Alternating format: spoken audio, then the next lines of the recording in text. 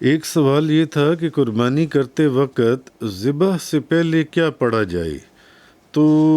حضرت جابر رضی اللہ تعالیٰ عنہ فرماتے ہیں کہ نبی کریم صلی اللہ علیہ وسلم نے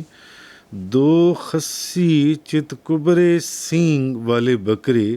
یعنی جن میں سفید اور سیاہ رنگ بھی ہو، تو عید قربان کے دن ذبح کیے۔ نبی پاک صلی اللہ علیہ وسلم نے یہ 2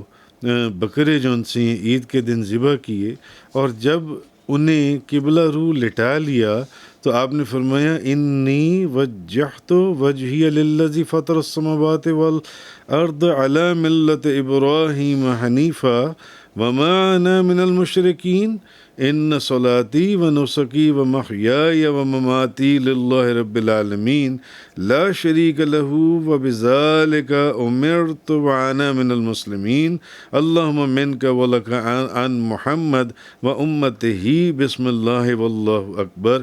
پھر ان کو ذبح کیا۔ یعنی ترجمہ یہ ہے کہ میں نے اپنے چہرے کو اس ذات کی طرف متوجہ کیا جس نے آسمانوں اور زمینوں کو پیدا فرمایا، حضرت ابراہیم علیہ السلام کے دین حنیف پر ہوں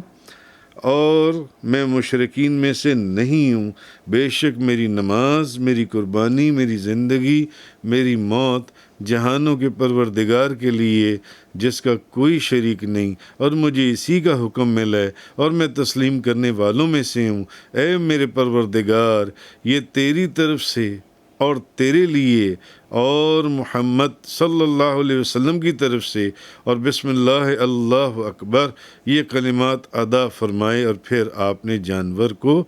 ذبح فرمایا۔ یہ ابن ماجہ، ابو داؤد اور مشکات شریف میں۔ لیکن آج جو مسلمان قربانی کرے وہ ان محمد و امت ہی کے الفاظ نہ کہے کہ یعنی محمد صلی اللہ علیہ وسلم اور ان کی امت کی طرف سے، تو بقیہ تمام کلمات ذبح کرنے سے پہلے ادا کرے، کیونکہ یہی صحیح طریقہ نبی کریم صلی اللہ علیہ وسلم نے ہمیں عطا فرمایا ہے۔ اور اگر فرض کر لیں کہ کوئی یہ اتنی لمبی نیت نہیں بھی کر سکتا، یہ سارے الفاظ اس کو یاد نہ بھی ہوں، تو وہ کم از کم بسم اللہ اللہ اکبر کہہ کر